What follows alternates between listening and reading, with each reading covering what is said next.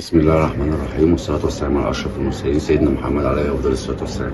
النهارده هنتكلم عن مباراة فريقنا في الدوري أو المباراة مع النادي المصري. طبعا احنا كنا عايزين نفسنا ننزل حلقة بدري شوية، بس النور قطع واضطرينا نستنى النور ما يجي عشان نكمل بقية الحلقة ونبدأ حلقتنا.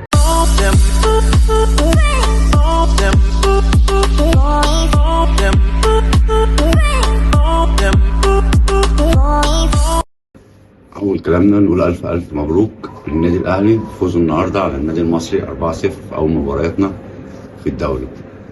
وطبعا الفريق المصري فريق كبير يعني، وبالذات ماسكه الكابتن علي ماهر، وقد إيه هو مدرب عنيد. أنا بصراحة بحب الكابتن علي ماهر جدا، وبحب أتفرج على ماتشاته جدا قدام النادي الأهلي بحماسه اللي بيديه للاعيبة. الماتش قد إيه بيبقى جامد مع الفرق اللي بيمسكها الكابتن علي ماهر. وتاني حاجة النهارده شفنا إمام عاشور 2 اسيست، يعني ولا اروع ولا احلى من كده بصراحه. ومن هنا نسلم على الكابتن محمد فاروق ونقول له ان شاء الله يا ريت كل ماتش كده قبل كل ماتش طلع لنا خناقه مع امام عاشور والكابتن الشناوي، لان احنا بنكسب بعدها وبنكسب حلو يعني. متشكرين جدا يا كابتن محمد فاروق على الكلام ده بصراحه. وتحيه حلوه جدا للكابتن موديست في اول مبارياته النهارده.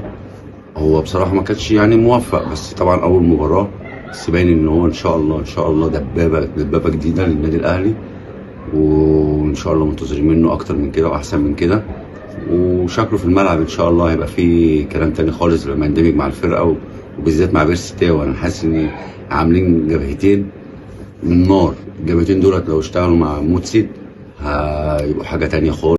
النهارده شفنا حاجه غريبه قوي على شاشه قناه اون سبورت.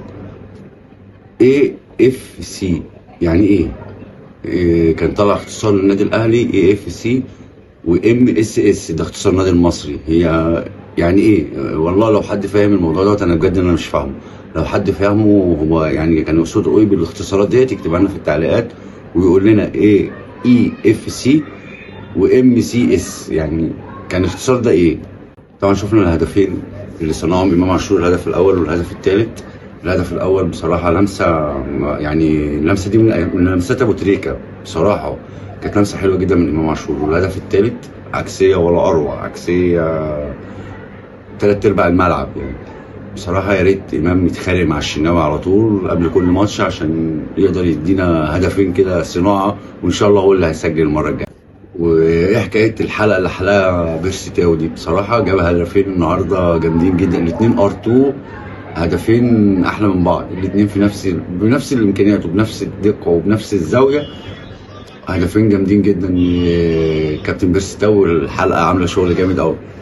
والهدف الرابع طبعا شفنا كابتن احمد عبد القادر، بصراحه لما بيلعب 1-2 على طول احمد عبد القادر بيفرق كتير جدا مع النادي الاهلي. قبل الهدف اللي صنعه مع كريم فؤاد، عمل 1-2 ورا بعض، مرتين ورا بعض لعلي معلول، كانوا بصراحه حلوين جدا. هيفرق كتير قوي احمد عبد القادر ان شاء الله لو لعب من لمسه واحده.